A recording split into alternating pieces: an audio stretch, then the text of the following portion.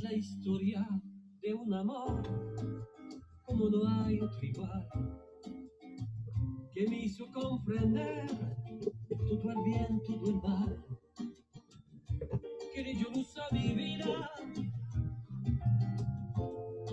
apagándola después. Aquí vida tan oscura.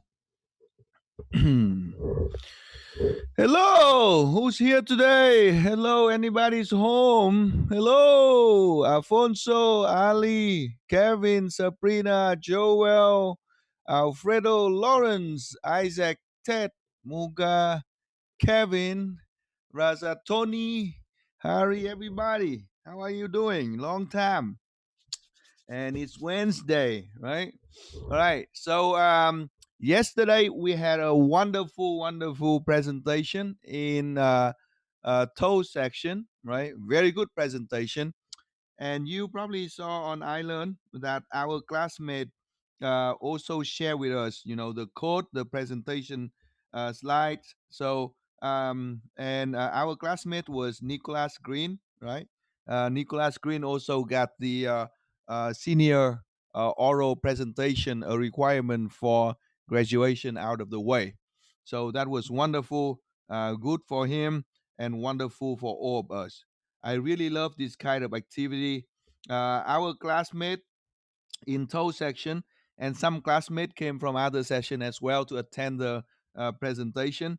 Really like it because they got another perspective, on how to approach assignment one, which is the same problem as assignment two, right?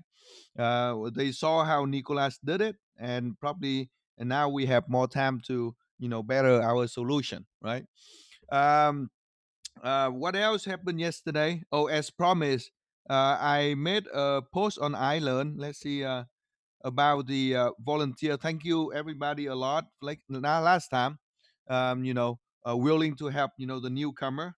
So I just missed a post here. Oh, three classmates already respond, right? So I mean the department will really appreciate the fact that you try to help, and of course they're gonna keep a record of those who help, and they would love to work with you in the future. I know that when you offer help, it's not you don't look for something in return, but of course when people look to for somebody to work with, they always look for nice people. So I really appreciate the fact that we are volunteering, same as in my 220. We have a good number of classmates. Sometimes it's not much work, but for the newcomer to see that they are being welcome, it's so important. It makes a huge difference in whether they're going to succeed in our department or not. So thank you again. Thank you so much. So assignment two. Any other question? Any other question for assignment two?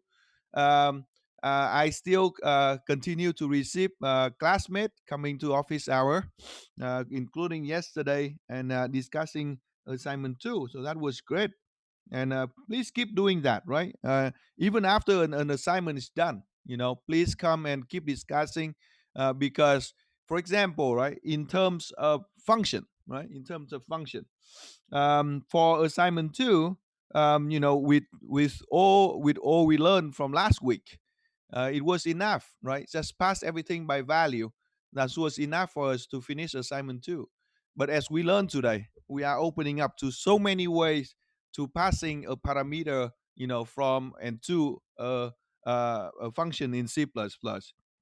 We can always go back and improve our program. In 2 weeks, after we learn, more about memory management and memory optimization, you want to come back, and do the assignment another time. And then when we learn smart pointer, you want to come back and keep doing it. And that's the whole point, right? The same product, the same service, can only survive throughout the time if they keep improving. Look at the computer we have. Look at the computer we have here. Think about the time when you were in high school, right? It was called a computer, and today, it's still called a computer. How better it is, and that is our task, right? To improve the service, the technology. All right, so let's open our package number 5. Online number is Harris here. Today, at the end of our class, 15 minutes before the end of the class, we're going to have another wonderful presentation by our classmate. So Harry, when it hits about 18 minutes right before the end of class, if I don't, if I'm too lost in the lecture, please remind me, right? But I will remember actually. Remind me to remind you to get started. Okay, so package 5, line number 110. If you're ready, please give me a green dot. Thank you, Isaac. Right before I finish the sentence, Isaac's already ready. Did you copy the link yesterday and then just sit and wait, Isaac? How can you be so fast? All right, if you're ready to learn, please give me a green dot. Right, 5 minutes ago. Okay, so this takes some preparation. Just joking. If you're ready to learn, please give me a green dot, everybody. Right? A green dot, please. If we are ready to learn, and I want, if I can, have your full attention, everyone. I really mean it today. Right? I really mean your full attention today because on line number 110 to line number 172, you notice, by the way, welcome to July, right? Welcome to July. And today is right in the middle of our semester. And and and parameter passings is one of the most important topic in C++. This topic sum up all the 5 packages that we have been learning so far, and we're gonna make a quick jump into advanced C++ from today. So this example, this page, right, sum up everything before and get ready for everything after. This is the reason why, we're gonna have this same problem in our midterm, right? In our midterm, when we were meeting in person, this same problem, right, appear in the midterm. The classmate who understood the problem, right, and knowing what to do, get it done within 5 minutes, and they score really high on the midterm. The classmate who did not have the time to study, right, spend 45 minutes on the problem, still get it wrong. And what kind of grade they're gonna get on midterm with that kind of speed? So C++ takes a lot of patience, and practice and time. This time we have the midterm take home. So absolutely, there's no pressure, and there's more time for you to practice. So let's do this. We understand it in class today, right? Go home, we learn again, so that we can continue, with the next packages, and right, so that we can do well on the midterm exam. All right. So now let's please start looking at line number 110, right, to line number 145, and then let me open the package, and then we're going to start reading together. Package 5, and this is tick section, right? Okay. Wow, a lot of notes last time. Anybody want me to review what happened last time quickly? Anybody need me to? I think probably I should, huh? I've been trying to give a review every time. It always helps. So let me walk you to that page, and then after that, I'm going to give you a quick review of what happened last time. Okay, what happened, and very important last time, is this, everyone. Um, we have we have we have so now we always get back to this diagram. Yeah, we always get back to this diagram. Oh, I like William's attitude. It can't hurt, right? It can't hurt, right? Same as having probably 2 more assignments for this semester, right? It can't hurt. uh, okay, there we go. So this is the um, memory layout of C++. So as I draw the areas, right, I'm going to ask you a question so we can review together, right? So how many areas are there, please, everybody? How many areas are there, as we learned last time? How many areas are there, please? 5 areas. Thank you so much. 5 areas. So we have area 1, 2, 3, 4, and 5, right? In area 1, as we learned from the first week of class, this is where we interact with the outside of the program, with other programs, with other, server domain, right? Network, right? Depends on what you're doing. And we call this the command line area or the environment area, right? It is an environment area. Number two, we've been doing this so much already, right? Can you give me the name of this area, please? Number 2 is what? Everybody, what is the name of this area? What is a runtime, right? Runtime stack. And then area 3 is what? Area 3 is you can give me either Java name or C++ name. Free space. Exactly. Okay. Free store, sorry. Free store, right? Free store. I was reading Alfonso. Let's relearn it. Free store. I learned with Alfonso here. So area 2, right? When we start the program, it has about 2 megabyte, right? Or a little bit more, and it's fixed. Okay. The space for area 2 doesn't increase or shrink, everybody. For area 3 is on demand. So it's gonna increase, it's gonna expand or shrink, depends on the demand, right? And when it increase, it expand or shrinks, it takes memory from the unallocated memory space between area 2 and area 3. Are we all good, right? So area 3 only grow upward, right? And it shrink downward, and area 2 and 4 just remain the same.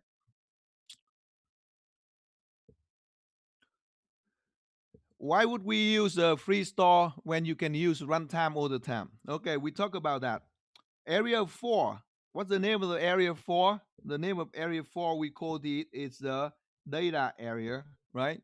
Area 5, we call that the text area, right? It's better to call it the binary area, everybody. Or you can call that the execution area or executable code area, right? So now the the main purpose for the runtime stack, Jay and everybody, is to manage the processes, right? Remember, to manage the function call. That's what we learn, that's what we've been learning. So if we draw, as a stack, it look like this. If we draw it like a stack, it look like this. And the main purpose is to manage all the function call. We start with the main, and we just keep going down, right? And then as we add, activation record first, and then after that we're gonna pop one by one until we pop out the main. That's when we're done with the program. So to answer Jay's question, the runtime stack mainly is to store, right, and manage the processes. It only store the activation records so that they can support the function call. Its main job is not to store objects that gonna last the whole time, because the whole program life or the whole program run. Because if you store something here, Jay, let's say if you want to store something here, right? And if you want to use it later over here, you can't have it, because in order to get back to the this frame, this activation record, you have to pop this record out, everything out. This is an example that we learned from the last package number 3. So we keep building things on top, and question from Jay is very good because we have a chance to review. But remember, last time we said what? If we use a new keyword to create an object and put it in area 3, it's gonna last until when, everybody? It's gonna last until when? Is it going to last until the end of program, or it's gonna last until there's a delete? It's gonna last until it's delete, right? It's until it destroy. And if you don't destroy it, it's gonna last all the way even after the end of the program until we reset the server. So if we want to store something so that we can always access it here, here, here, here, and here, and here, We don't want to put it in one activation record that's soon to be pop out. Are we all good? Right? We want to put it in area 3. And when we put it in area 3, don't want to face the memory leak. That's why we have to manage our pointers, carefully. And managing pointers carefully is not easy because we can always have dangling, we can always have memory leak if we are not careful, right? So that's what we learned from last package. Did I answer your question, Jay? Did that help, Jay? Yeah. Okay. Um, so does Java use free store though? Java use it. In Java, the garbage collection is automatic, right? So we don't know what's happening. Everything is done for us. It's free lunch, but when it's free, it's not that good, right? Because you cannot really differentiate, how good is a programmer in Java. But if you go to C++, you ask the programmer to sit down and say, can you write, a decent program showing your program for memory management skill, right? You can tell right away. So that's why uh, interviews in C++ are a lot harder. And of course, you make better money, though, right? Of course, you got in better positions. Okay. So now, in area 4, right? Can you name two types of object? Sorry, two type of variable that we store in area 4. Everybody, at least two for now. We're gonna explore more. What do we put in area 4, please? Static, right? Static. Okay.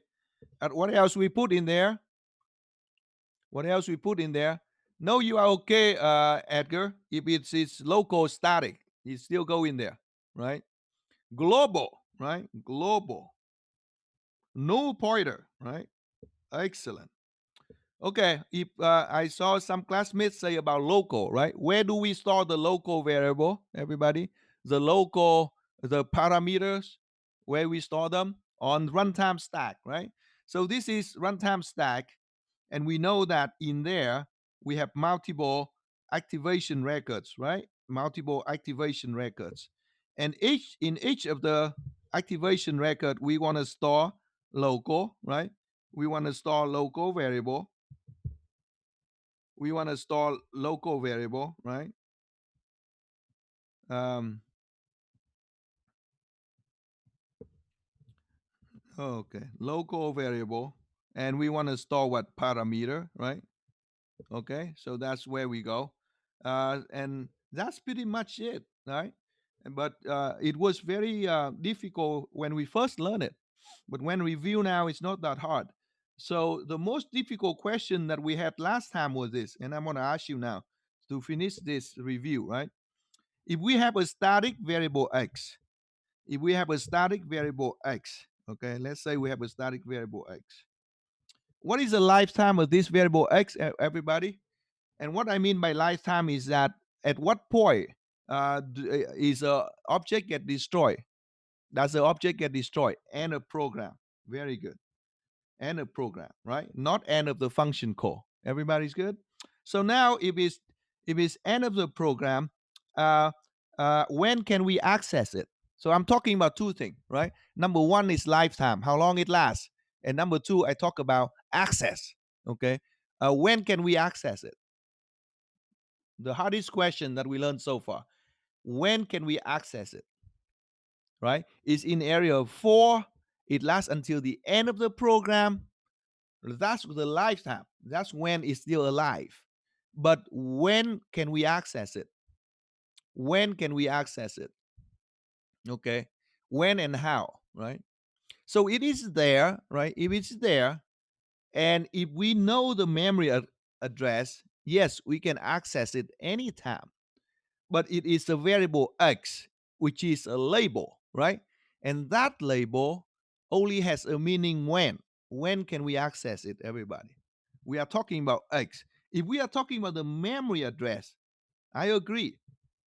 If we talk about the memory address, right? Do I have color red here? If we have the memory address, yeah, because it is n at the end of the program. So memory address, if we can access it at low level, it's only there, only within the scope of where it is created. Almost there, right? Almost there. Is this a static variable, right? Let's say that it is. Let's give me you a more specific question. Let's say in function f, and we have a static, right? And we have a static integer. Um, we have a static integer x, right? We have a static integer x. When can we access it, right? So let's take another step back here. If we don't have access, can we have control, everybody? Is there any control without access? Access and control. No, right? So there's one arrow, only one way, okay? If you have access, you have control. Are we all good? Not the way back. Okay, so Jay got it, right? If it is function f, and in there we have static integer x, we can only access x when we call function f. Are we all good here, everybody? Because if we don't call f, x has no meaning. X has no meaning. X is only a label. X is not an address, right? It's a memory address, and then we can access it directly. But if x is a variable, then we can only access it within the duration of the function call. So let's say this. If we call f right here, right, and f give us an activation record, right here is the activation record. So during this call, and what is the duration of this call? The duration of this call is the time when the activation record is still alive on the runtime stack, right? That's the duration of function call. If the activation record for that function call is still alive on the runtime stack, that means it's still there. So within that duration, let's say from the minute, from second, from the second number 2 to second number 4, a very big function that lasts for 2 seconds to process, right? There might be a loop or something in there. And if that is when we can use the variable x in order to access this memory location. Are we all good now? So that's what we need to remember and to understand until this point, right? Before we move forward. Okay. My pen is gone. All right. So now with that, let's jump into package number 5. Online number 112, right?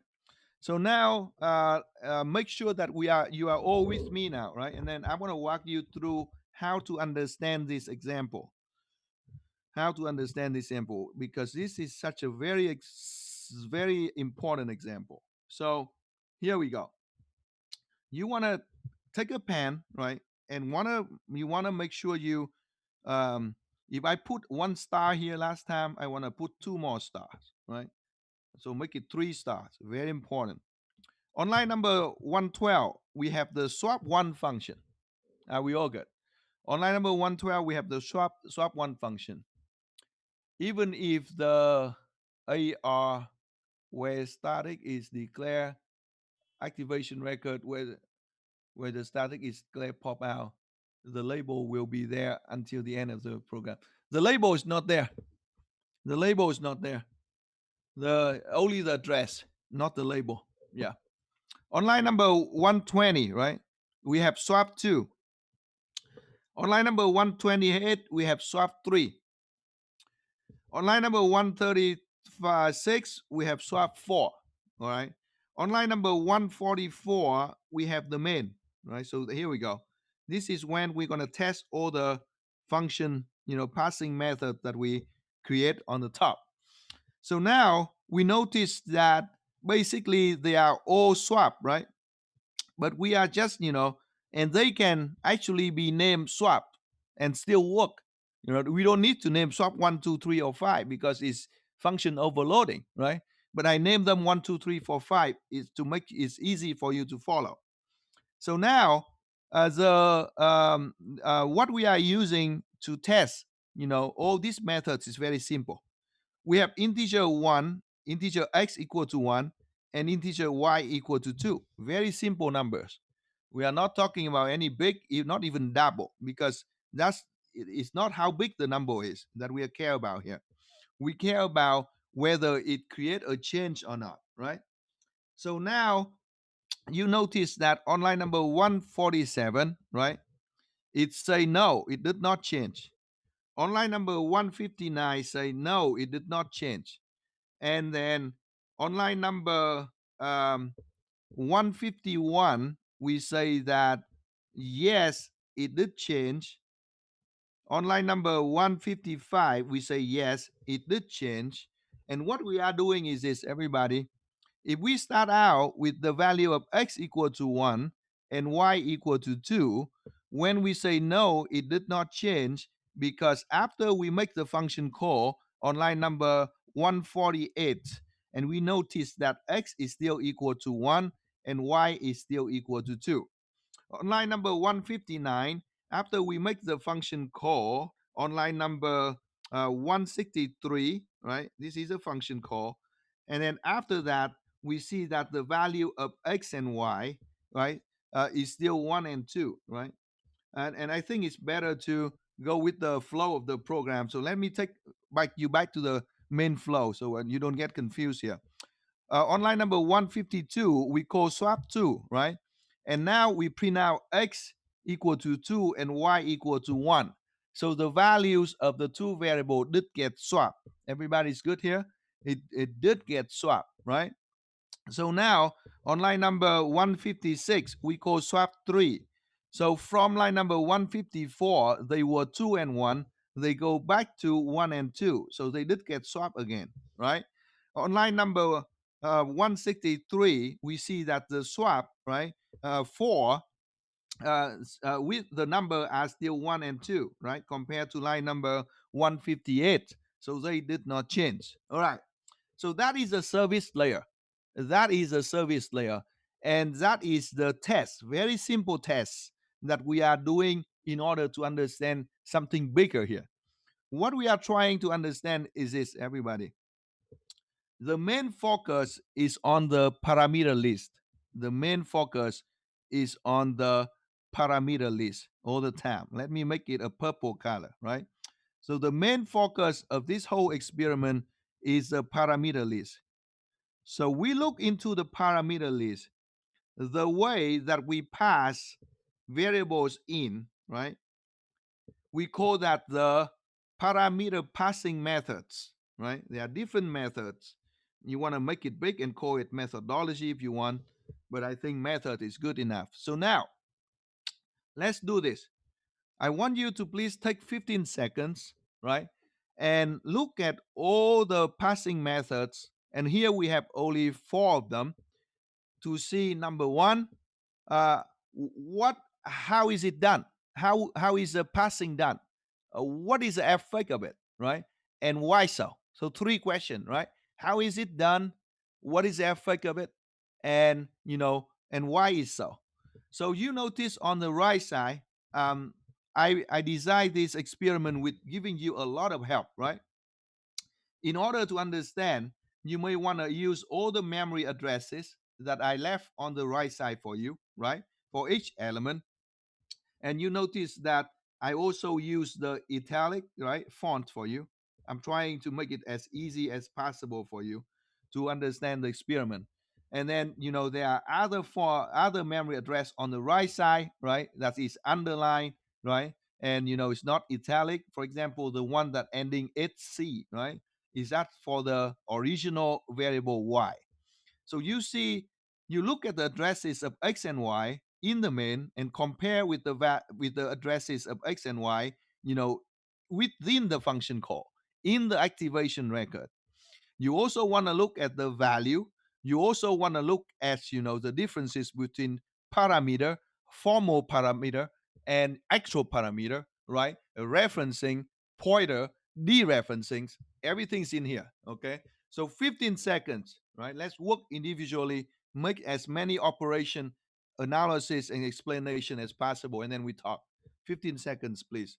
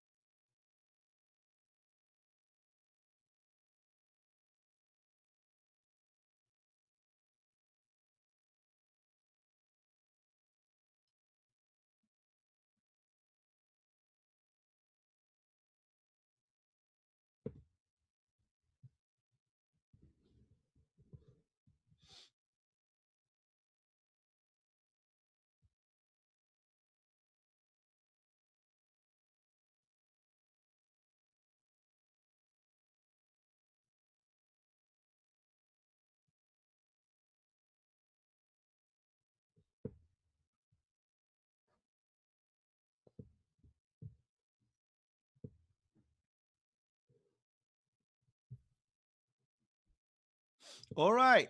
So now you had a look at the big picture, at everything, right? And you also look at the first one. So now we're gonna spend the time and go through one by one. Is everybody back? Is everybody back here? Yeah. 15 second. Anybody ran out of the door coming back? Anything? Online number 112, everyone. We call that pass by value, right? That's the first thing you want to remember here. The name of this passing is pass by value, right? Pass by value. So now let's come back to the service layer, right? Online number 145.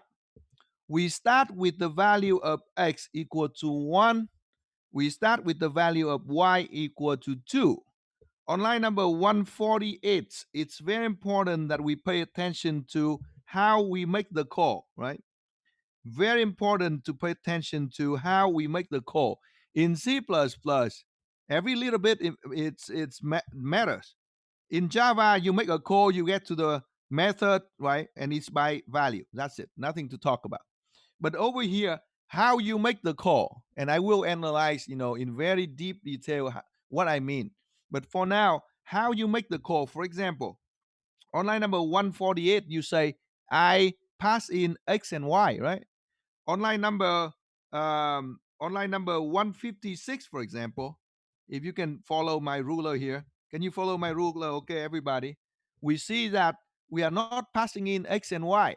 We are passing in the address of x and y. That's a totally different call. Okay, so we are passing x and y and passing in address of x and y. That's totally a different call. And then how that call is received, that's going to be a totally a different scenario too. So in this case, we pass in x and y, and we notice this. After we pass in x and y, right? the address of x the address of x outside is at address 98998. The address of y is at 98c, right? That's the address of them outside. The value of x is 1 and the value of y is 2. So we call a swap function, and we want to swap the value of x and y, but it did not happen, right? And this kind of swapping, this kind of parameter passing, we call pass by value. So who can explain why did it not swap the value of x and y? In Java, right? It's gonna swap, but here it did not swap. Why is that? Who can explain here? Anybody? How come the value of x and y did not swap? You are not using the same memory address. Okay. All right. All this is good. So I'm going to use a purple color. So Jay said, do you notice there, right? There's a memory address of 8, 4 and 898. Those are two different addresses. Uh, so Edgar say, it just sent a copy of the value. Copy of the value. I like that. Copy of the value. That's a very good phrase here. Copy of values, that not the values, not the variable themselves. And then Sackham say, you only swap N1 and N2. You only swap N1 and N2. You did not swap X and Y. Or in other words, say you are using the copy of the value. You did not swap the original, right? And Jay say it's a copy of it only. All right. So now let's put together, all the observation, excellent observation from our classmates, right? We are not working with X and Y, everybody. We are not. When we say, I'm making a call to X and Y, and most importantly, to pay attention here is that X and Y's are integers. X and Y are integers. They are primitive values. And we've been talking about this since the first week of class. They are primitive value. When we call, we say, I want to swap X and Y, right? The swap is just the name of the function. Whether it's swap or not depends on the body of the function, the definition, the actual service of the function. On line number 148, right? We are saying I'm passing value 1 and 2, everybody. We only passing in the value. We are not saying that I'm doing anything with X or Y. If you really want to do something with X or Y, you want to know the address of those objects. Does it make sense here? In this case, you are only passing in 1 and 2. And the way you receive is also saying, I'm only receiving the value, pass by value. I'm not receiving the address. I'm not doing anything with X and Y but the value of it. So now, one way to help you picture this is this. When you say you are passing in X and Y, right? So in the main, you say, I'm passing in X and Y. And actually, what you are doing here is that you're saying, I'm giving the value of 1 and 2. And with this declaration in passing it by value, you say this: within the scope of this function call, n1 is equal to 1, n2, integer n2, is equal to 2, right? X and Y doesn't matter anymore. It's only the value that we are talking about. So we cannot change X and Y, everybody. There's no way that we can change X and Y if we are only working with N1 and N2, right? Only where N1 and N2. So now, here we go. In N1 and N1 and N2 in the body, right? To make sure that there's nothing to do with X and Y, we see that from line number 113 to line number 117, there's no X and Y at all, right? On line number 113, what did we do? On line number 113, we say, now I want to make sure that I receive the value 1 and 2, right? I output the value of N1 and N2. They are 1 and 2. Now, I want to make sure that I'm not working with X and Y. I check the memory address of N1 and N2. Those are the two memory addresses on the runtime stack, and they have absolutely nothing with the memory addresses of X and Y outside. Are we all good now, right? So confirm that we are not doing anything with X and Y, and we are only working with, N1 and N2. So now on line number 115 to 117, right? This is a basic swapping operation. However, it's only happened to N1 and N2. We don't care. We don't even need to read this. This is why, classmates are so fast. When it comes to midterm, they can get it done in 5 minutes because they know exactly which code to read and which code not to read. If we spend time here, start tracing value, right? We lose 5 minutes. But we say, well, this is passing by value. It has nothing to do with, the actual the actual parameter. So we're not going to change anything. So now my next question to you: if you look at this function, this parameter passing, right? The one way to help us really identify the service really quick is to ask this question: is it a deep or is it a shallow copy? And I'm talking about N1 and N2 here, right? Is it a deep or a shallow copy when it comes to pass by value? Is that a deep or a shallow copy? Is that a deep or is it a shallow copy? It is a deep copy, right? And that's it. If you understood, the idea of deep and shallow copy, which we have been going over and over, right? If you can say it is a deep copy, and deep copy means what? You are having X and you are having N1. They are deep copy of each other. You are copying the value and they are disconnected. They have nothing to do with each other. I don't even care about the body of this function. I move on with the next one. With the next exam question, I'm done. All right. So now let's go on to our number 120, right? With the same analysis, right? Making use of all the information I give you to help you understand the demonstration.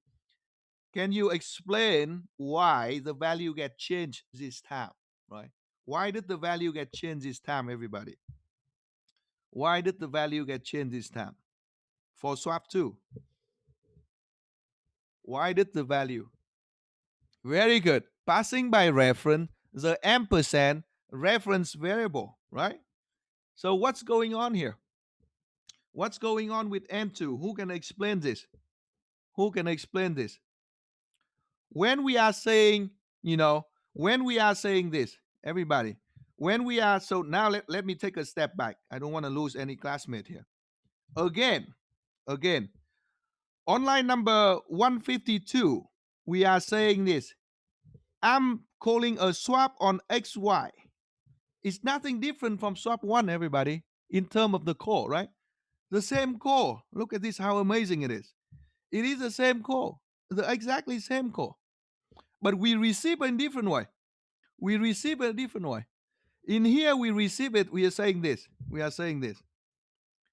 We are saying that it's somebody can help me here, right? When we say int ampersand one equal to x, what do we mean? What do we mean, everybody? And when we say int ampersand and 2 equal to y, what do we mean by this? What do we mean? From now on, n1 is x. That's it. I can't say it better than Harry is saying here. From now on, n1 is x and x is n1. They are the same thing. N1 is x and n2 is y. That's what we are saying. And in order to confirm that our understanding is correct, what did we do? We output the value of n1 and n2. Yes, 1 and 2. We output the memory address of N1 and N2. And look at this, 998 and 8C. Those are the memory of X and Y. Those are the memory of X and Y. So they we do mean that N1 is X and N2 is Y. So now, if we are swapping the value of N1 and N2, we are swapping the value of X and Y.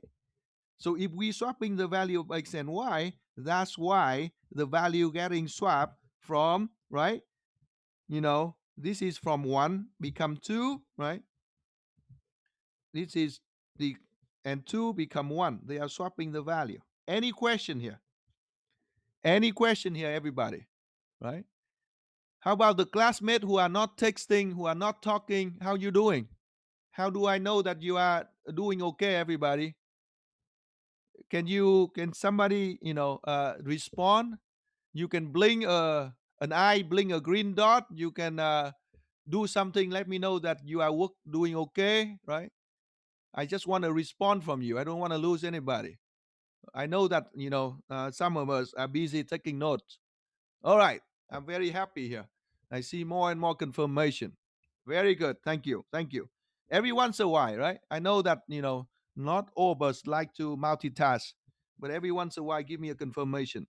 So I saw another question, right? And because our classmate like the approach of looking at it as deep or shallow copy. So now we see that what? Is it a deep or shallow copy? Is it, we had the same question earlier, right? When we walked through reference and we walked through pointers. So is this a deep or shallow copy, everybody? It is a shallow copy because they are connected. And even though they are connected from different scopes, right? They are connected from different activation record, but they are all connected. And that is shallow copy, right? And we check it. You see all the codes that I gave you up here is to help you understand the example, right? You can, if you go through here, you can confirm the value, you can confirm the memory addresses. And if they share the same memory addresses, they have to be the same object, right? They have the same address.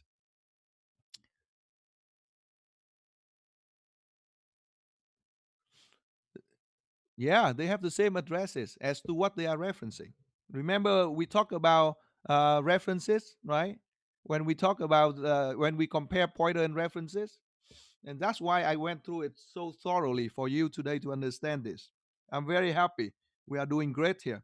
Online number 128. Let me give you 5 seconds. What is going on? Did the value change? Right. So we are talking about swap 3 now, everybody.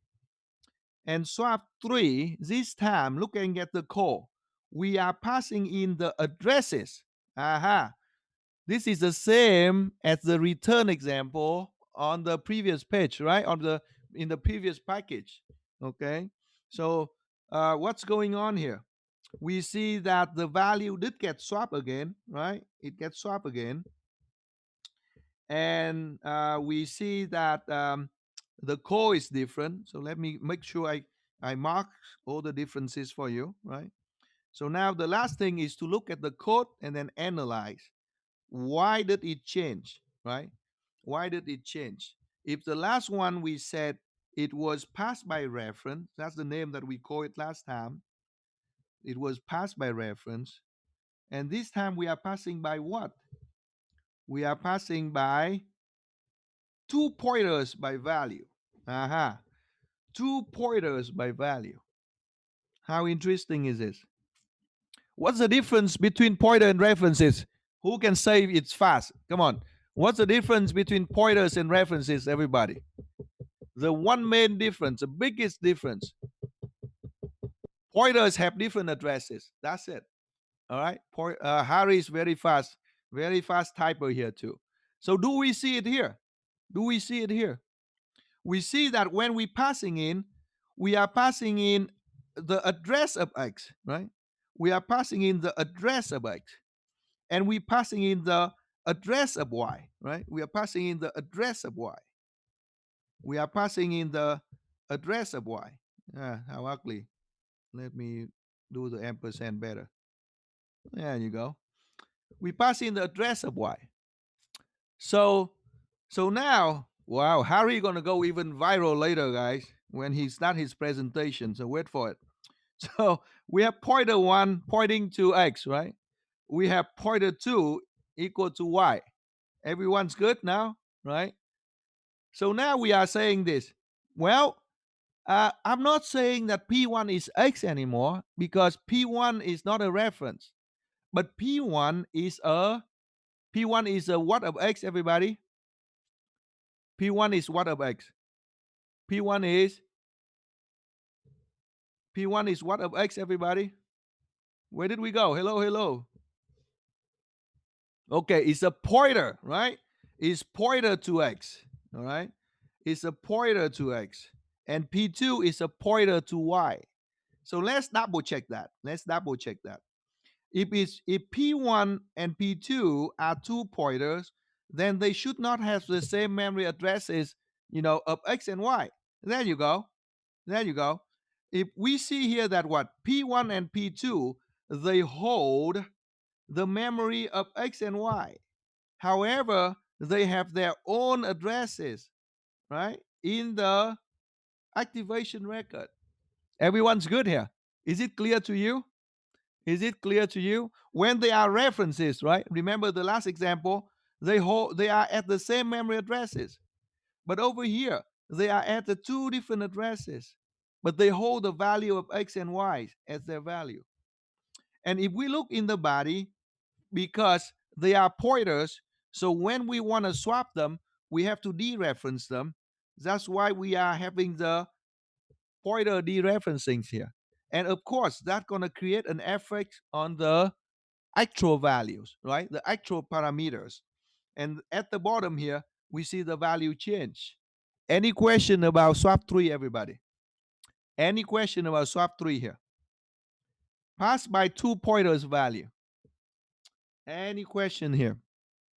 We need to understand those four basic ones very well, because when we start to mix them, we're going to have so many ways of passing parameter in C++.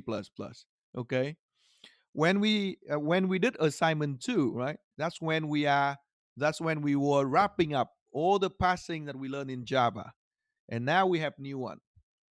So P1 and address of P1 have two different addresses.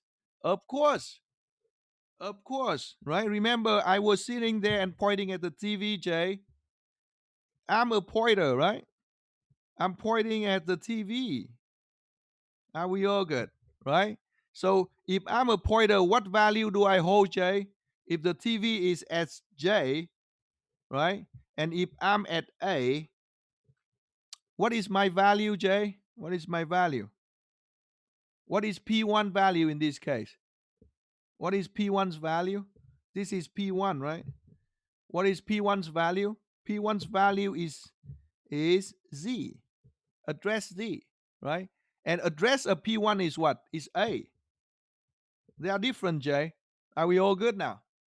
Are we all good now? Yeah? Okay. Okay, this is very good. Good questions. Oh, Jay's gonna go viral next after Harry. All right. So now let's get at number four, everybody. Swap number four. Anybody has a question, please let me know right away, okay? This example is so important. Number four.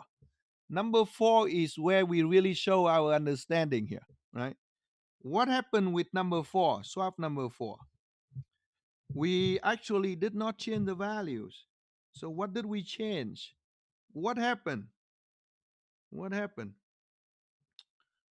We are passing in px and py. Oh boy.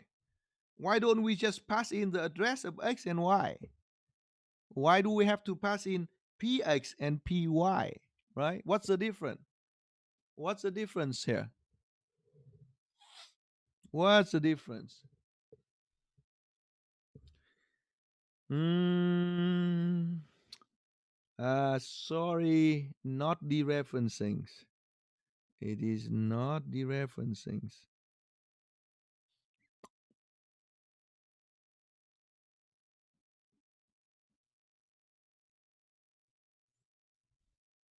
Can you repeat the questions again?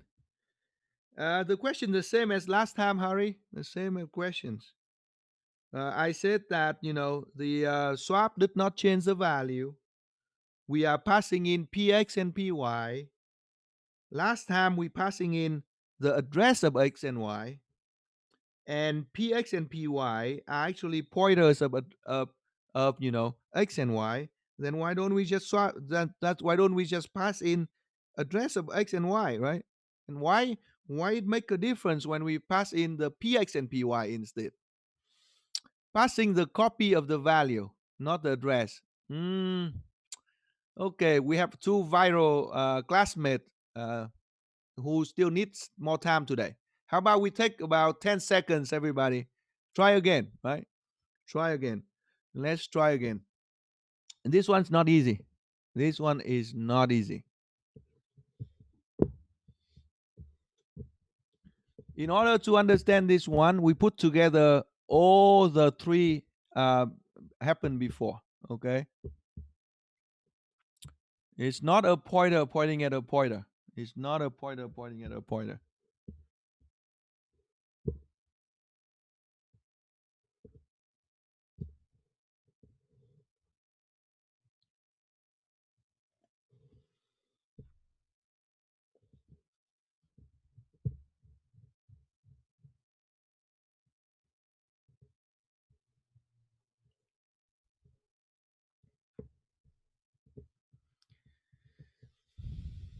Imagine in an interview, you got one shot. They say, "Can you look at line number 136? What is it, right? What parameter passing is it?" And then explain the impact and explain why.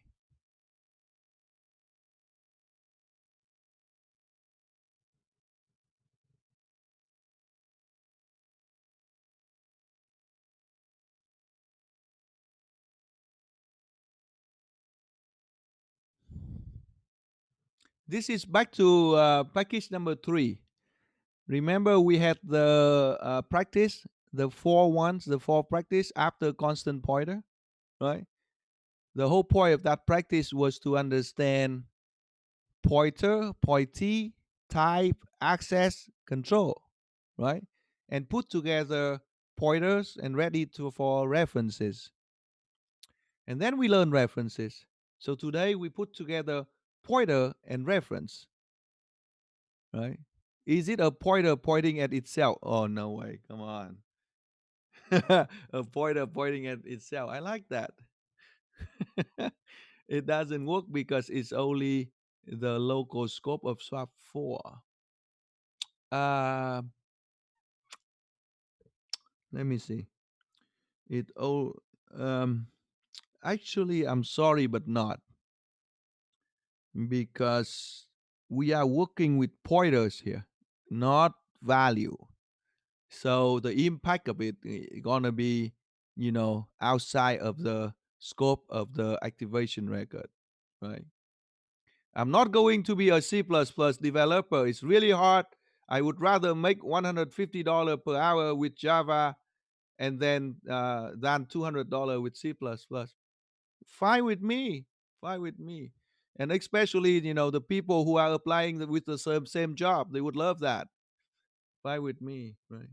We don't need $200. That's true. Makes sense here.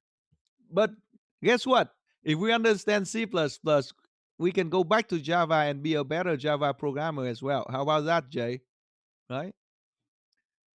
Right? Remember the 87% from Harvard, right?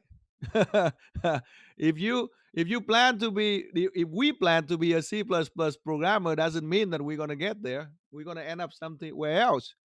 But if we learn to solve the problem as a C++ programmer, wow, we can survive anywhere. In swap 4, you are looking to work with address of the pointer to the actual x and y. Very close, Tony. There we go. There we go. Very close, Tony. All right. All right. So the moments that Jay take a step back, Tony goes viral right away. You see competition here, everybody? Right? So Tony is going viral today. One more step, Tony. Almost get there. Almost got there. Any other classmate here? How about the rest of us before I explain? It's more important that I give you the time to understand, right? If I just give the answer right away, you can read the book yourself, right? Can I explain now? Who want me to explain or not? Or you want 2 seconds? I know it's hard, but it's worthy, right? It's hard. A little bit time. Okay. Can I hear from somebody else? Can I hear from someone who I never heard from? It's gonna make my day. If you never spoke up or you never text anything, can you please text? Make my day, everybody. Can I hear from someone I never heard before, please?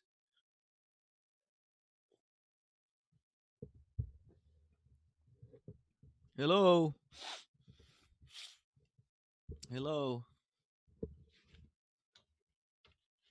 And suddenly the chair of the department comes. All right, I got to explain this. We got to move on. Can I explain? Everybody, can I explain here, please? Can I explain here, please? All right. All right. Okay. So, same analysis, everybody. Same analysis. So now, test number 4, right? Test number 4, and I gave you the result already. It say that it's not going to change. So let's look through this carefully, right? On line one, number 160, we say px is a pointer to x, py is a pointer to y, right? So let's have this picture here.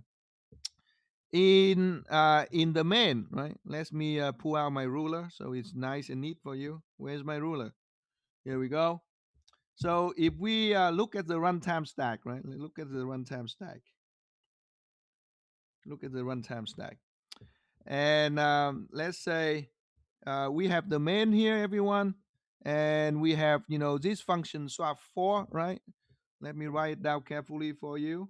This is main and this is swap4.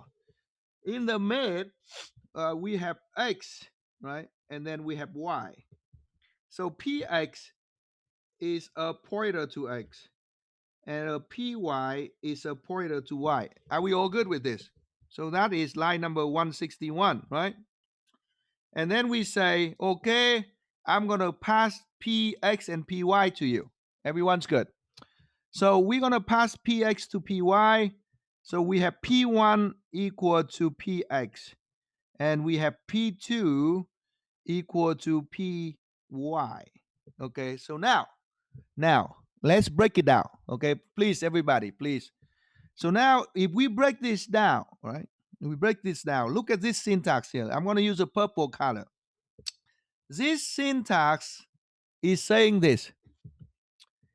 I'm declaring two references. I'm declaring two references. Okay, please, this is most important here. I'm declaring two references, and you say, okay, I got you, I'm with you. What do you want me to reference? What is the type of the data you want me to reference.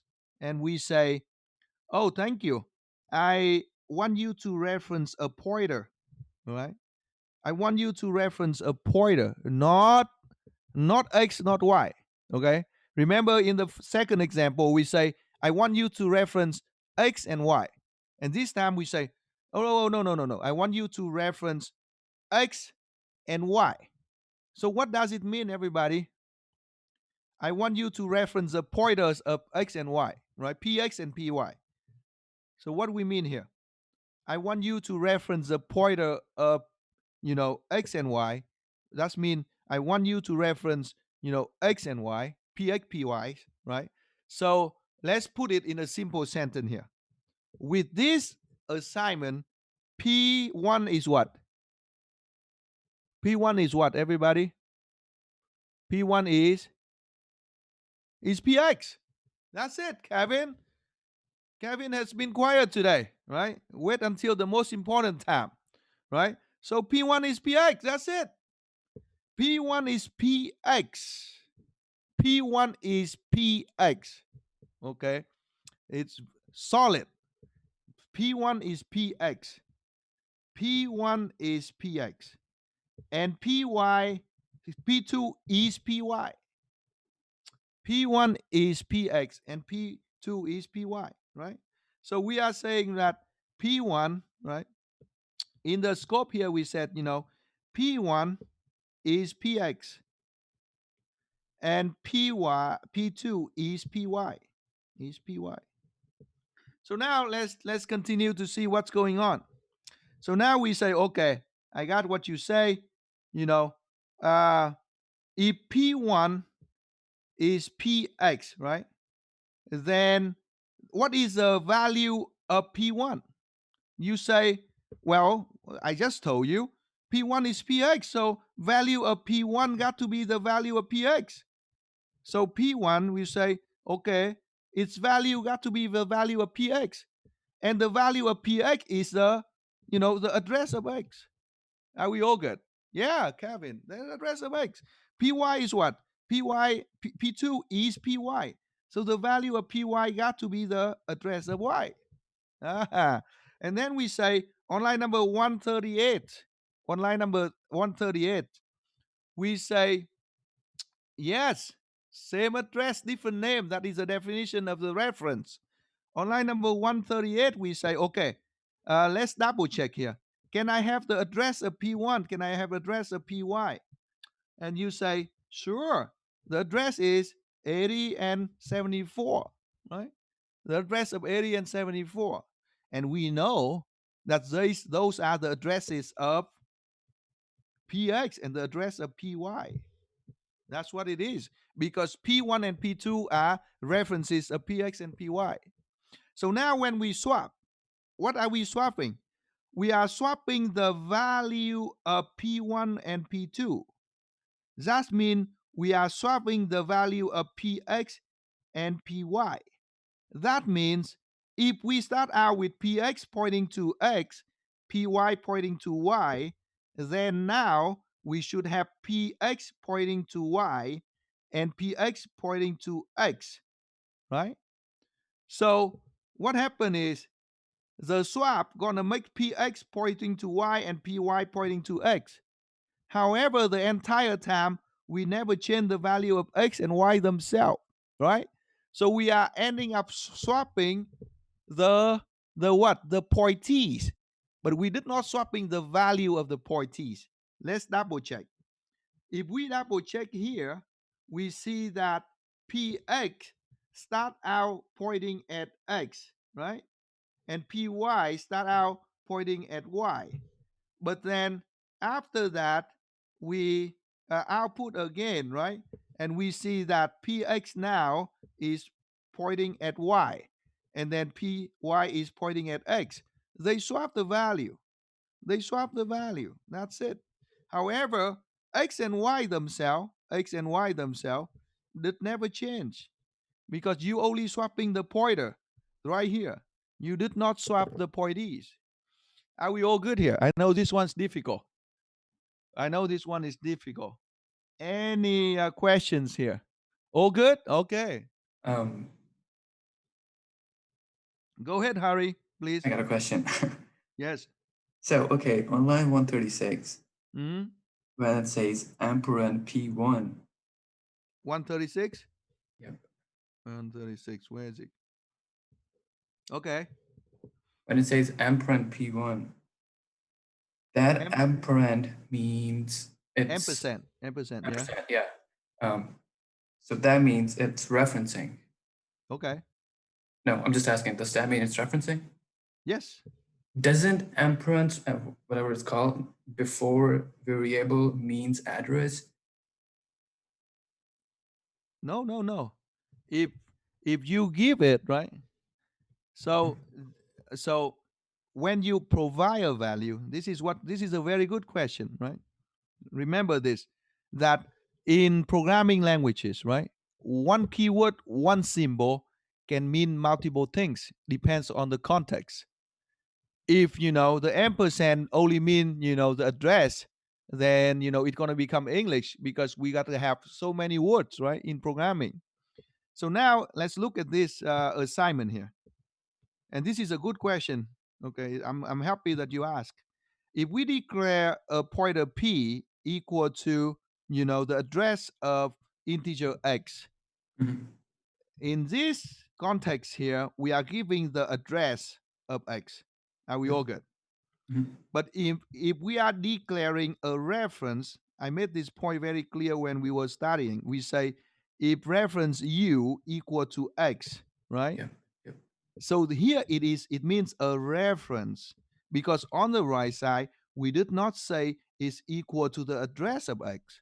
If we say it's equal to address of x, then we are declaring a pointer. We are declaring a reference here. So it has to be mhm, equal to x.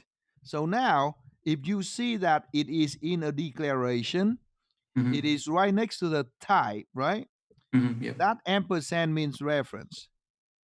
But if it's a value reference, like mhm, declaring the value of a pointer, and it's mhm. on the right side next to a variable, it is a address. Address, okay.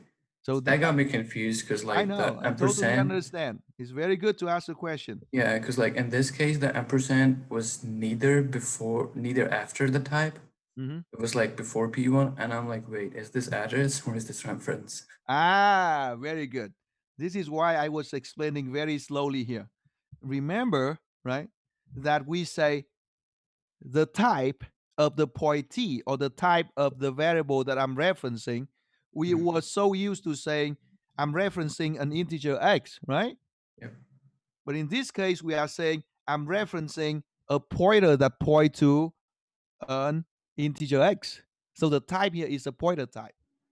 oh Does it make yeah, sense oh, now? makes sense. Yep, You see why I circle the both the yep, star yep. and integer together, to say Mhm, that the type of the variable that I'm referencing is a pointer, ladies and gentlemen, is not yeah, just an integer, yep, right? gotcha. So Yep, this that makes sense. ampersand here is still appearing right after the type, Yeah. right? Mhm. Excellent question. Thank you. Yeah, now You it are makes sense you, because I uh-huh. was like, that's definitely address, and that got me all confused. No, I know this one's very interesting. But you know what? Thanks. Just like the review we had, after you learn it, next time you look back at it, very easy to see. Great question. Thank you so much. Any other question that I missed here? So William, so swap 3 is different swap 4, because swap 3 is a pointer, to the value, not a reference. That's right. Swap 3 is pointer to x. Swap 4 is reference to the pointer to x. That's what it is. So after swap 4, p x, p y, yes, Tony got it. It means same. Okay, all right. How about this? I'm going to give you two sentences. How about four sentences? Okay. And this is to help you and the classmate who are not texting, and I make sure that I don't lose anybody. Not texting doesn't mean they don't understand, but still I want to give you something. So let's write out this. So when you review it makes sense, okay? Swap 4, right? Swap 4. I write out with you together. Let me think as I write out for you. Swap 4. Um, how about let me go back up for everything. Let me write a note for you. Yeah. Swap 1. You like me to do this? Swap 2. It takes time though. Swap 3. So swap 1, right? You just write there, deep copy. That's it. And then you use a material, right? Passing by value, it means a deep copy is as a deep copy. That's disconnection. That the disconnection is not going to affect the actual value. Does it help everybody? Right? And for the swap 2, does it help here? Swap 2, you want to write out this. For the swap 2, you say we have references, right? So it's passed by reference. And then what's important here is that we reference across the scope, right? From the activation record down to the main. So across the scope, right? However, we are working with the same object. That's why it makes the real impact. Okay. For swap 3, it also changed, right? The only difference is that we are using pointers, right? We are using pointer across the scope, and they are the same object, right? And swap 4 is that we are swapping the what? The point the we are swapping um the point T. But now let me make this point very clear here. We are doing reference to pointers, and the pointer are swapping pointee. Okay, how about that? So we work with, right, references, reference to, okay, reference to pointer. Okay, we work with reference to pointer, right, and we swap, right, the pointees, right, of the pointer. Make of the pointers. Okay, so this is two connected, and then I'll give you more sentences here. To the specific explanation. So in swap 4, what happened is this. Everybody, let me get more space here and write more for you. In swap 4, number one is this. Number one, we see that P1 is a reference variable of pointer px, right? So pointer px point to pointer. So that means, right? That's mean px, right? That's mean px. Let me make sure px doesn't look goofy here. Px, right? So that pointer px, and so that means px, points to x, right? Number two, right? Number two, we have P2 is a reference variable of pointer Py. So Py points to y, right? Okay. So pointer to y. It's Px Py, Py pointer to Py. So it's not a so actually. This is just a reminder. Okay. I want to make sure I connect my sentence here. This is just a reminder, right? Px point to x and Py point to y. So of course that means now, P1 and P2 also pointing to Px and Py. That's it. If you want to put a note here and you're going to say Px and P1, right? Pointing to x. Py and, P2 pointing to y. That's all. So now if we are swapping, so next thing we say, sentence number 3, you say swapping values of P1 and P2, right, is actually mean swapping value of Px and py, right? Uh, uh, px and py. So now, px points to y, and py point to x. Okay, or and this means x, y values did not change. That's it. Okay. So I just wrote an essay there, right? Who want to give me a grade? Oh boy, I never did this in my life, but I feels good now. I gave you the whole note. Are we all good? This is better note than I had when I was a student. Okay, here you go. If you want to snap it, you can have it. Oh, actually, if you can snap it here, you don't need the top. Make it bigger for you.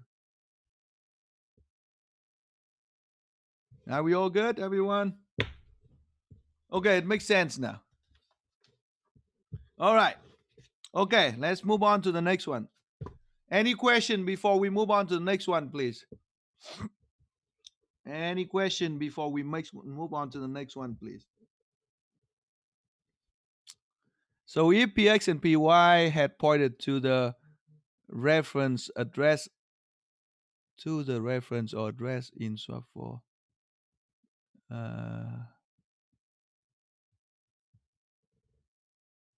what do you mean, William? What do you mean when you say px py had pointed to the reference address? Just like that digit number, that memory number, like pretty much in swap 3, that's still the main difference, right, between swap 3 and swap 4, is that swap 3 pointed to that I don't know, memory address. I keep using address and reference interchangeably. I don't know if we're supposed to be doing that, but No, no, no, okay, cool. they are different concept. That's why I was very careful about all the terminologies, right? If we say one different things, it totally means something else. Let me give you a picture, William. I'm sure it's gonna help somebody else, right? So here we go. 3, right? Online for the swap 3. If we have x and y, we are working with the two pointers to x and y, right? Px and py.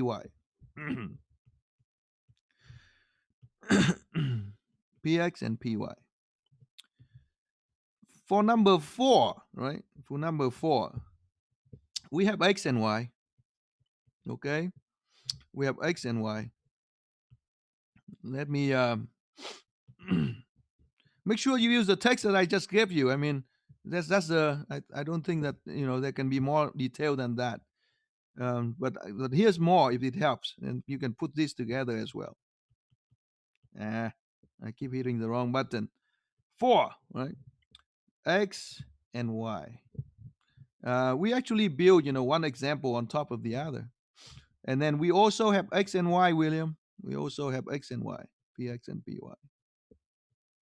But in this case, we are working with P1 and P2. And P1 and P2 are just references of P1, PX, and PY. That's it. That's it. The picture is just like this. It's the syntax that get us, right? And the short time that we are learning a lot that get it. But if you just stick with to these two picture, that's all it means. That's all it takes, right? Py is px, p2 is py. Sorry, p1 is px and p2 is py. That's it. And the only difference, the transition between example 3 to example 4 is to add only one element. Are we all good now? I did build, one on top of the other. That's the best way we can learn. You see the flow here? You see the flow that I built from, swap 1, swap 2, swap 3, and swap 4. Every time we just add one more symbol in there in C++, either the pointer, the, reference. Yeah, that's right, Tony. It was a syntax, and syntax means meaning in programming. And the only way, there's no other way to learn syntax and meaning than experience, right? Anybody knows the slogan of SF State? Everybody, I think everybody should know this before they start. But gator is a mascot, is an animal, right? This is a slogan, or it's more than a motto. That is the motto of SF State. Anybody know this? It's in Latin, and we should know this. This one is very close to computer science. It has so much meaning, right? Experience teaches. That's it. Let me try it. Experientia docet, right? That's what it is. I think somebody said that in Latin for me, right? I know a lawyer who know Latin and said that for me one time. It means experience teaches, and it means so much to computer science. I know it's a lot of people graduate and never knew about the motto of our school. Experience teaches. That's it. Doesn't matter, how many classes you take. Doesn't matter how much, explanation you get. If you don't type in, you don't practice, you don't get the experience. That's true. A lot of people who work in CS don't have a degree, right? But if you want promotion, if you want higher salary, you need the degree. You see a bunch of tech companies now, they say, I hire you without even a BS degree. Yeah, they hire you. And then after you work for them, they say, I thank you for your contribution, but we cannot give you a promotion unless you have a degree. Right? That's how it's. That's the other side of the coin. Okay. All right. Let's go. Let's move on here. So the degree, everybody, doesn't mean how much we know. The degree give you a foundation of learning how to work, learning how to solve problem, a demonstration that if there's enough information, you can do it. My professor in Berkeley told me this, and I do believe in it, right? He asked a question when he started the lecture. He said, what's the difference between a bachelor degree, a master degree, and a PhD? Can somebody give a definition, right? Okay, Kevin said number of years. I like that, right? So this is what it is, right? A bachelor degree is a proof to our employers that we can follow instruction and we can do routine work. That's it. That's why in bachelor degree you have assignments that have, assignment instruction. If you go to master degree means what? I give you a topic, there's no instruction. You go out, you are able to do independent research and you gather everything, right, to give me a result. That's a master degree.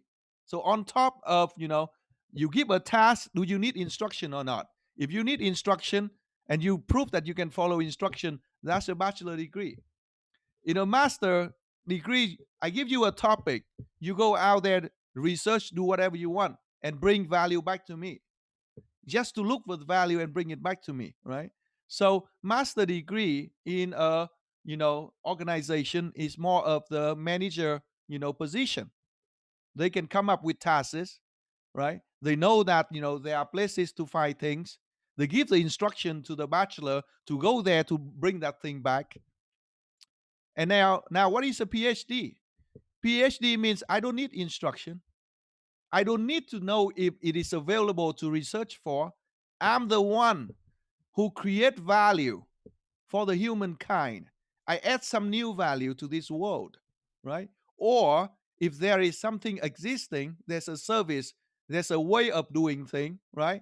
Then I can make it better, right? If there has been a Walkman, right, that store music from the 60s, I can create an iPhone that can store music, that can take phone call, and can run multiple application at a time. That is a new value, and there's added value at the same time. That's why it sells, right? Are we all good here? Should you have a master degree to a CEO to be a CEO? It depends on CEO of what. Are we all good? Is that the CEO of the United States of America or the CEO of a month-long company? It depends. If you just want to be CEO, right? Try to come up with something, get a business license, and close. That's the one type of CEO, right? But really, in what company? Okay. All right. I don't want to turn this into a business program here, but just to help us understand what we are doing. Online number 175, everybody. 175. 175. But what I just said, right? Give us a pointer to what should we demonstrate in our interviews. If we are interviewed for a bachelor job, don't try to be somebody else. A lot of us try to be somebody else in an interview. We try to be Mr. and Mrs. Know It All. We try to be a PhD when we just finished a bachelor degree. No, employers are not looking for that. They don't look for somebody who knows everything. They look for somebody who they can teach. They look for somebody who's open to learning. That's what they're looking for. If they are hiring you, right, $25 per hour, they don't need a PhD, because if you have a PhD, number one, right, you're not going to agree with that pay, and they cannot pay you enough.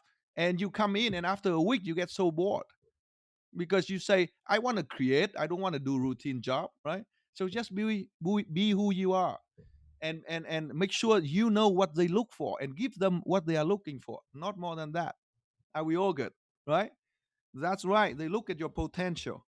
But whenever they look at your potential, they got to prepare to promote and pay you more too. Sometimes they really look for somebody who is not going to grow, right? If you are not going to grow, you are more faithful to that organization, because you can find a different position and you just do routine job. But if they are looking for somebody, right, who is, growing, and after growing, the person gonna keep staying with the organization, they better prepare to pay more money. That's reality. So be yourself, be prepared, know exactly what they want from you, give that to them. All right, don't be somebody else. That's how you get the job. And then if you don't have the ability, or you're not ready for that position, then just don't apply for it, because sooner or later they know that you are not the good fit for it. What the point, right? Get the position that you can do well there, and then look for the next position. And if you work well in one organization, and they see that you can do more than that, they're going to give you more tasks, and eventually you get promoted, and you get in a higher position without looking for it. That's how it works. So be ourselves is very important here, very, very important. All right. So pass by constant reference. Aha. We talk about pass by value, pass by value of the pointer, pass by reference, but a reference to a pointer. So now we talk about pass by constant reference. On line number 175, we say pass by constant reference, and or it also means pass by reference to a constant. Okay. So be careful here. I'm giving you these two phrases, and textbook usually say they are the same. They are the same, but they are not the same. Everybody, passing by a constant reference mean this: I make a contract with you, right? I make a contract with you. You give me a reference to an object, and I will only use the accessibility. Okay, I will keep it constant. I'm not going to change it, right? So if one word you want to put here is read only, read only. You give it to me, and I promise to you that I only read it. I'm not going to change it. Pass by reference to a constant is totally a different idea. That's mean, you know, you give me a reference to the object, okay? But you know what? I'm absent-minded, right? I don't always remember things.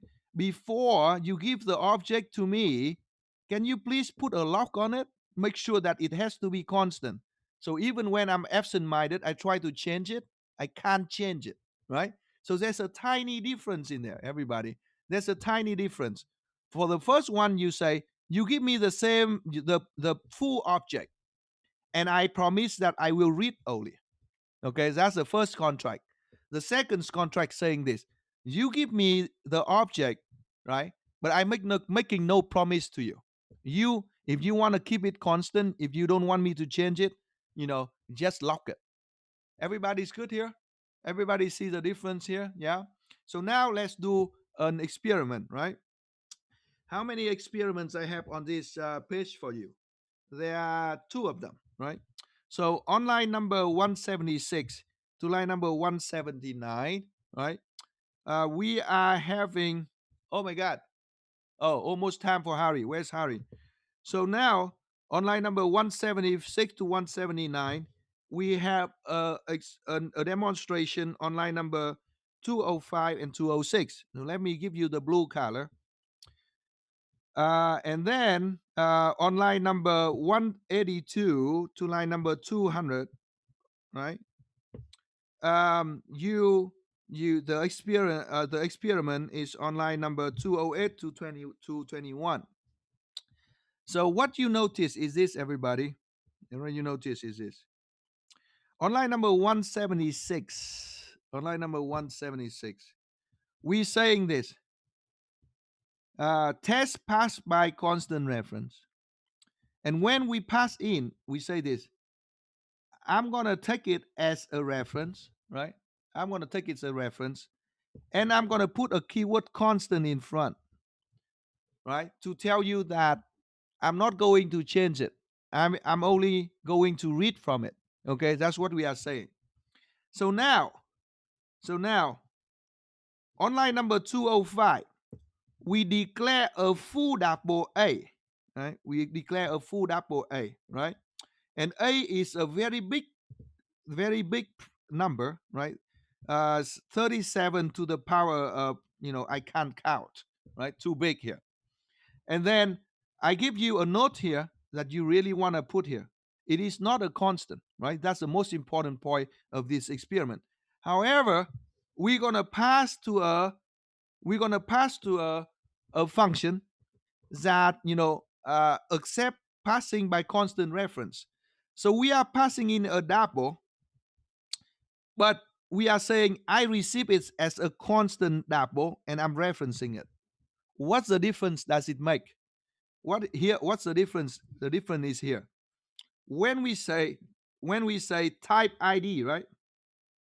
When we say type ID and we put in, the pointer to X or the address of X, it gives you saying, for this pointer, what you are getting here, right? What you are as for this address, for this reference, what you are getting here is a double constant. So what we learn from this is this, everybody. We pass in a full double, right? This is C++. However, we can make a contract to reduce, right, the control and access of the element in the parameter list. Okay, this is a very important point, and this is where you get the value from C++. You pass in the full double, but you get in a constant double. And now, what it means by constant double? What it means? It means that on line number 176, if you try to change it to 7, right, from a very big number and you change it to 7, it's going to say not modifiable. Are we all good here? Because you can change it out here if you want to. It is a double, but you cannot change it in the function because the function made a contract that it gonna keep the value constant within the scope of the function, right? Another example that I give you to demonstrate the use of pass by constant reference is this, and this is and this is a discussion that we had on our forum, everybody. The reason for using the constant iterator. If we are searching through a data structure and we don't mean to change the value, we want to make a constant contract saying that, give me access to your resource and I'm not going to change it. I make a promise that I'm not going to change it, right? And this promise means a lot to C++ because we are telling C++ that I'm going to access only to read. I don't need you to put aside, resources so that, I can change, I can copy, or I can do whatever to the object. I only read it. Okay, so it saves a lot of resources when it comes to C++. So in this case, for another example, what I gave you is this. On line number 209, right? On line number 209, we got a full vector. We are getting a full vector with a full integer type for each element, right? So that means there might be both, access and control. There might be both reading and changing. And then we put values into that vector. But when we pass to the search, right? Search just means we are only looking for something. We only need to read. We don't need to change things. So we definitely want to make it constant. And more, we want to pass it in by reference. So we don't make a deep copy, right? The first passing by copy, passing by value, make a deep copy of the vector. We're having a huge vector, right? We are having a huge vector in the main. Now, this is a big vector, right? If we pass by value, we have to make another copy during in that runtime stack. We can put it in area 3, but just for now, we look at that.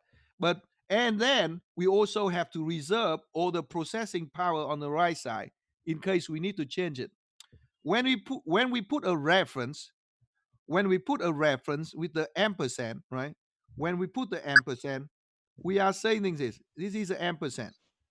For this ampersand, what we are saying here is that please do not create a copy. From the function call, I can reference the object. So that we save the memory already. And then we put another keyword constant.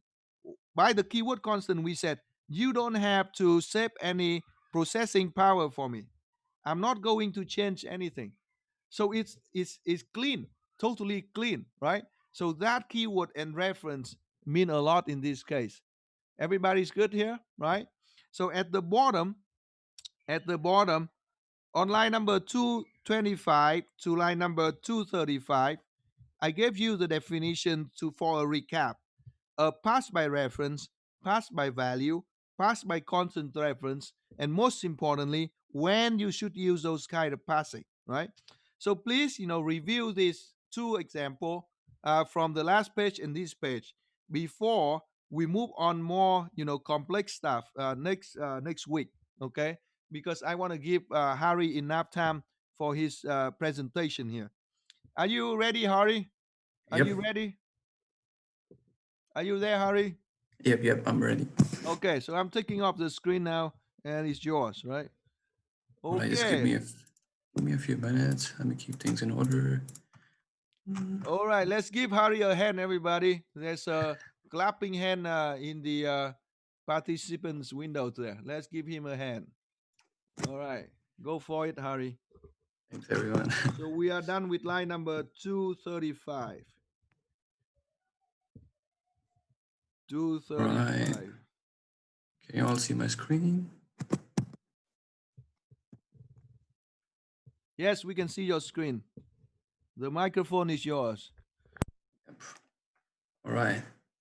Hi, everyone. My name is Harry, and your classmate. I'll try to keep it simple and short. And if you have any questions in between, just feel free to interrupt.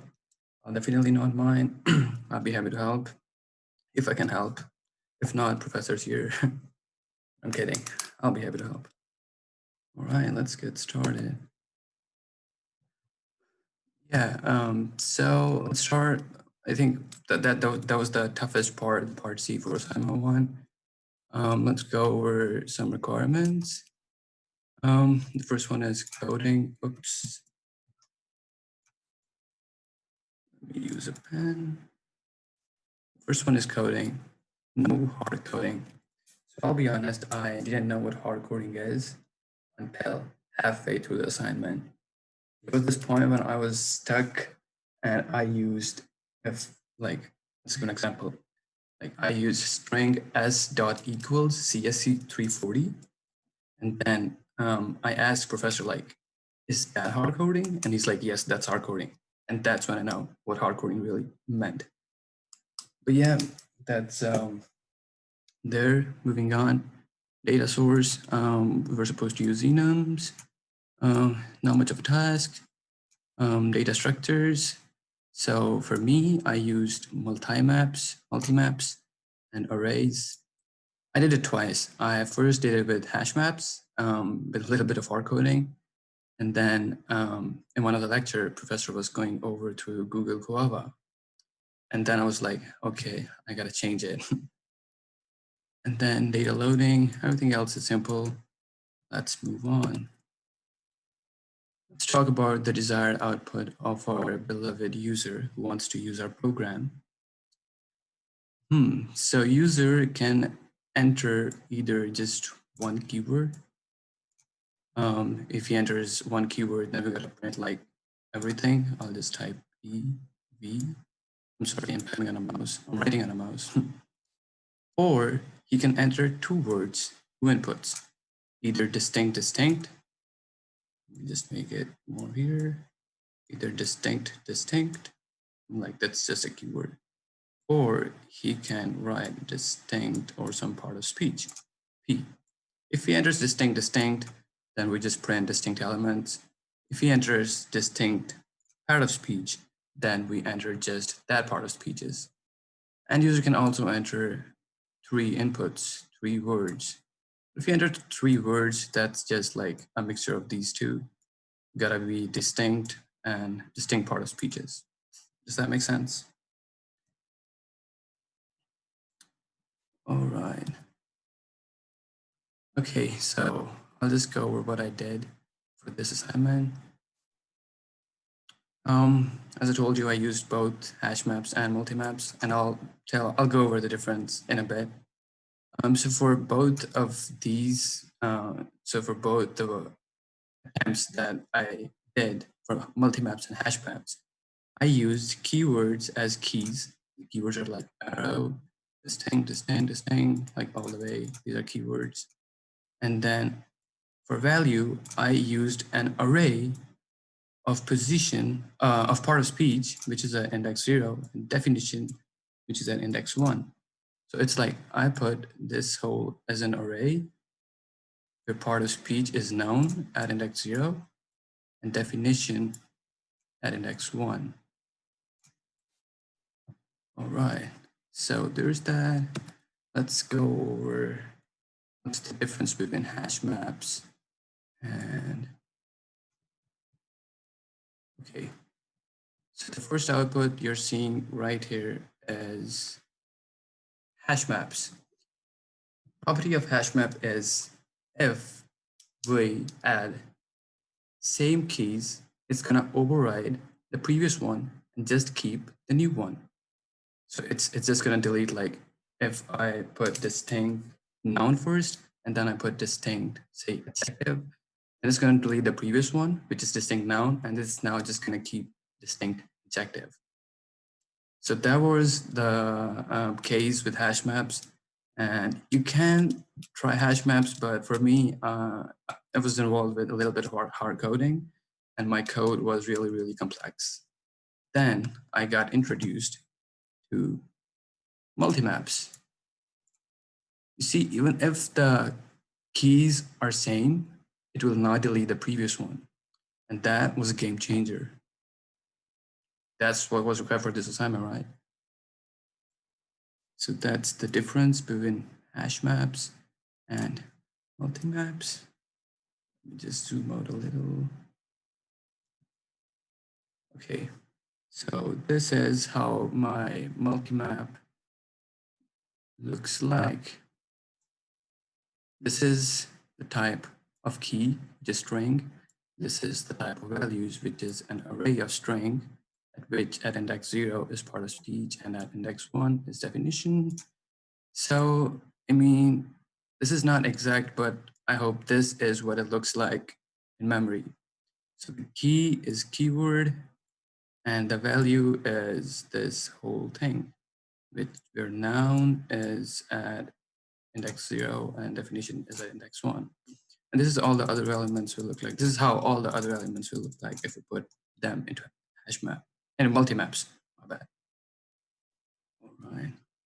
Let's move on to the code.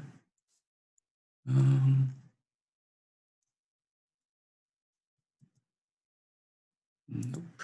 Thanks. Can everyone see my code? Do I need to zoom in, zoom out? It's good. It's good. All right. Okay, I'll try to go line by line. Just drop me if you don't get anything. I'll be happy to answer your question. Okay, line 1 package. This is my package. 236, bunch of spaces. 7, 8, 9, 10, importing whatever is necessary for the code. Line 12, dictionary. Line 14 to line 51. This is our enum data. This is how I declared it. And I was talking to Greater and he said this is how most of us declared it with 3 parameters. First parameter is the keyword, second is the part of speech, and then third is definition. This is the declaration, setters and getters. I think most of us got this part. And let's move on to what's real. Line 89. This is the syntax for the multimap. I named it Google One for some reason, I don't know. But yeah, as you can see, this is an array list multimap. So if I add all this data into this multimap, the order will be distorted. But if you use linked list multimaps, you can preserve the order. I've used both of them, and when the linked list multimaps will come, I'll talk more about it. So this is, for now, this is just, I declared multimap named Google One. Line 92 to 105, this is where I load my data into this multimap. Okay, 94, it's a for loop. 95, putting, oh, I named it Harry, never mind. So getting part of speech, putting it index 0, getting definition, putting it index 1, and then putting it into Harry, myself. Okay, 96. Then I'm putting the keyword as a key and Harry, which is an array, as its value. Don't mind those names. Okay, so these are just a bunch of comments. I just try to do it like with hash maps right here, and then print both hash maps and multi-maps.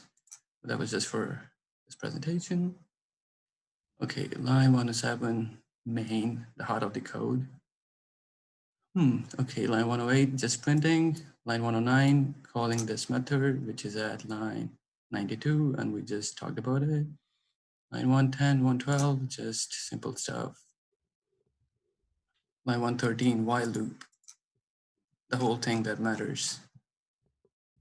Okay, this is pretty simple, and let's go on to here. X is the input that I declare whatever user entering, and I'm splitting it into an array that I named info. And on the very next line, I'm checking the spelling of info.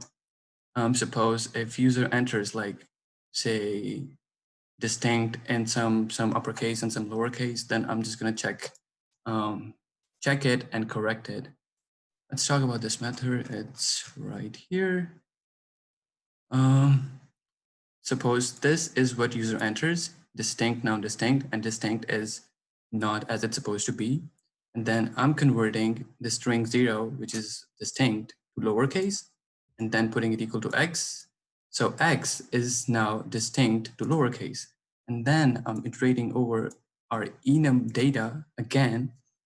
And if x dot equals word dot get keyword, that get keyword will give us distinct, and then converting that to lowercase 2. So both this and x are now lowercase, and then just putting x equal to distinct again.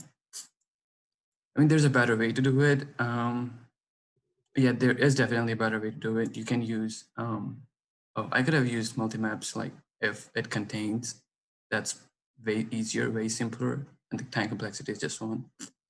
We just add a command, use multi-map. I'll change it later. If you guys want, I can share that code with you too. Okay, so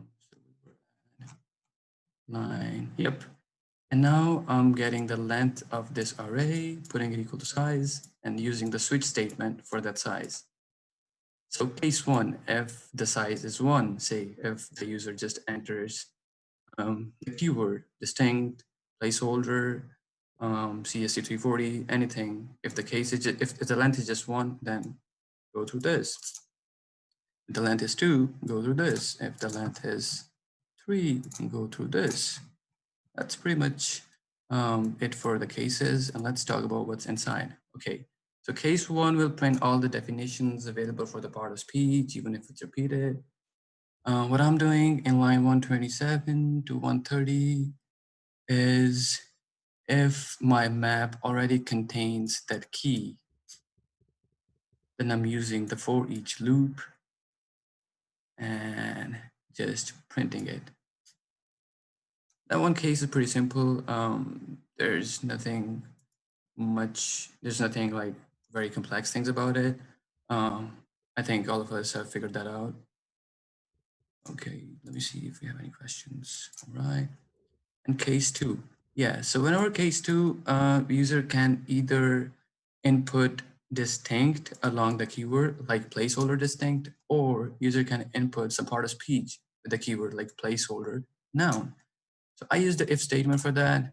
Like if user inputted distinct, then go through this. If user inputted some part of speech, then go through this. Or else if there's none of them, just type not found. Okay, so if user inputted distinct, then let's see, I created another multimap and this time it's linked to keep the order because I don't want the order to be distorted and our user, our client wants it to be alphabetically ordered. So that's why I'm using this linked list values for my multimap. And this time I'm just putting Harry, string, yep. can you explain that link list again? Because maybe that is new to our classmate. Yep. So I was struggling like, how can I get the order? I figured out everything out, but at the end, what my output was, it was not in order. Then I'll be honest, I went on Google and I was like, okay, Google, help me out.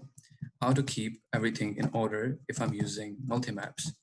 And then you all have heard about Stack Overflow, and someone said if you use linked list values, I'm not sure if that was right, if my explanation of linked list is wrong, but correct me if I'm wrong. Happy to learn.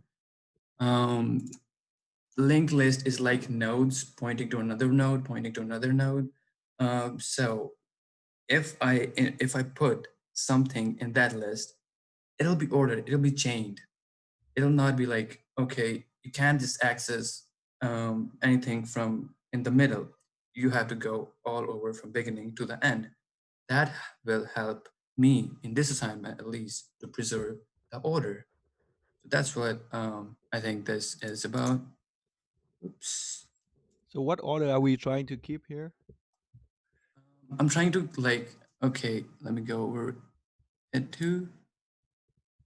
I'm putting this time just the part of speech as key and definition as value. And if user inputs like placeholder distinct, then I'm gonna see, okay, get distinct and it will get placeholder. Google one.get this will get us the value of placeholder, which is an array. And for each value of that array, I want to put value 0, which is part of speech at as key and definition as its value. Do this sound confusing? No, no, you're great. You're great. So you are processing the result after you get the result back from a Yep. search, right? And this was like the key thing for me in the assignment. I didn't know there was a method, there was a thing called contains entry in Google Guava.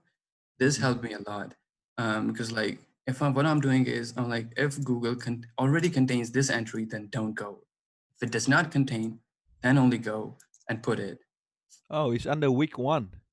There's an Yeah, that's example, a and yeah, right there. So what I did, I went over that package again and again until I found this. Good. Yeah.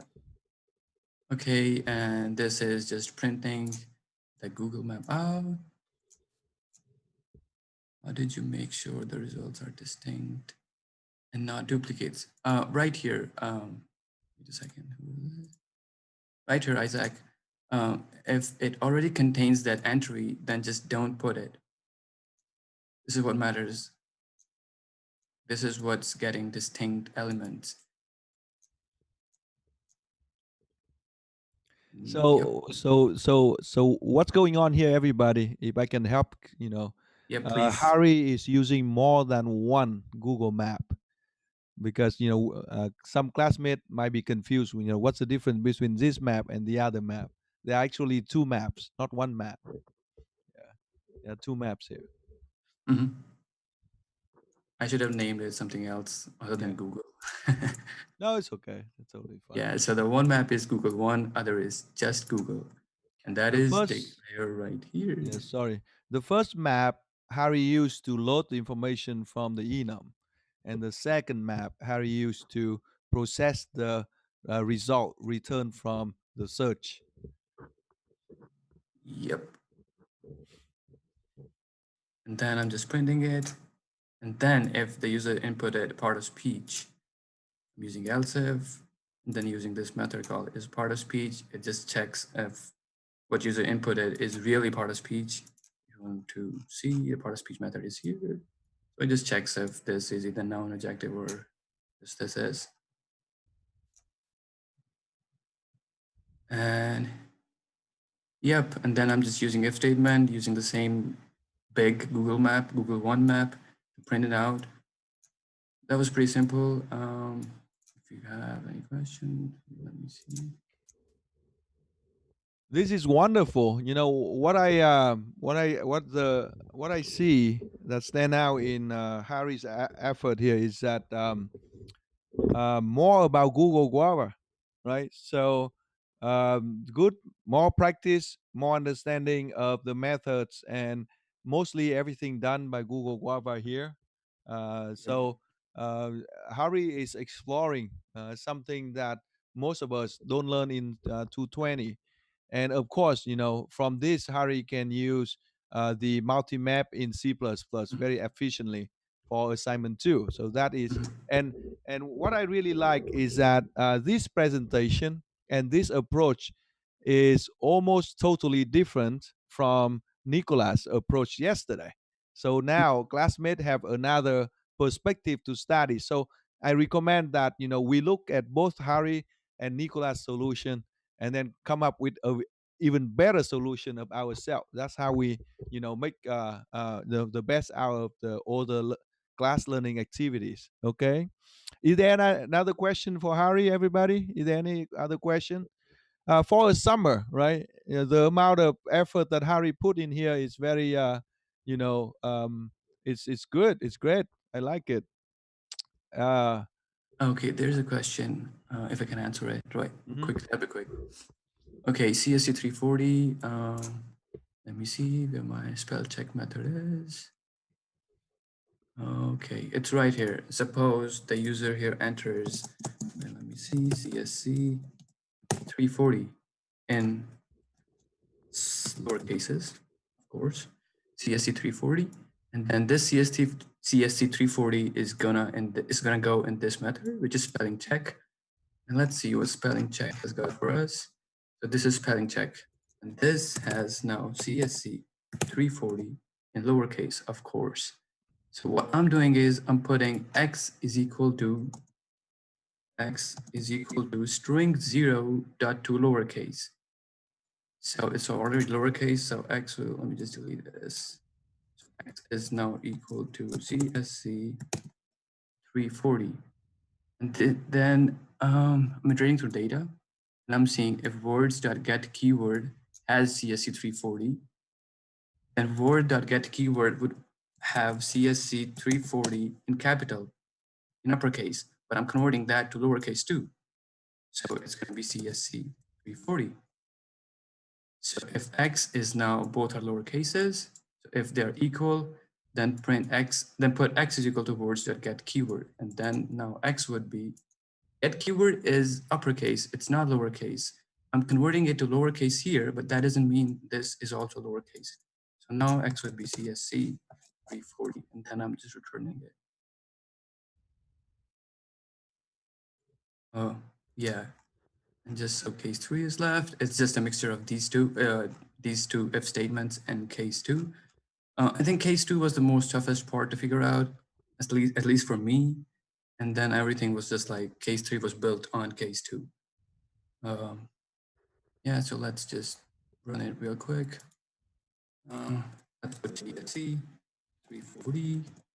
And then, yeah, there you go. It prints exactly like just CSC 340. There you go. Let's just quit it. All right. Well, thank you for bearing with me. Thank you for hearing me out. If you have any questions, feel free to reach out to me afterwards. Happy to help. Yep. Yes, Harry will share with us the presentation slide, the assignment discussion, the assignment report, and the code as well. All right. Can we turn on our microphone and thank Harry and thanks all the classmates who, attend the presentation. Thank you so much for your time. And I hope this is a meaningful activity to our class. Thank you. Thank you. All right. Um, have a nice weekend, everybody. Feel free to send me email. Weekend, July 4th. I still answer your email. Okay. Happy the 4th. Stay safe. I will see you next week. Thank you so much. Everyone. Happy 4th. Happy 4th.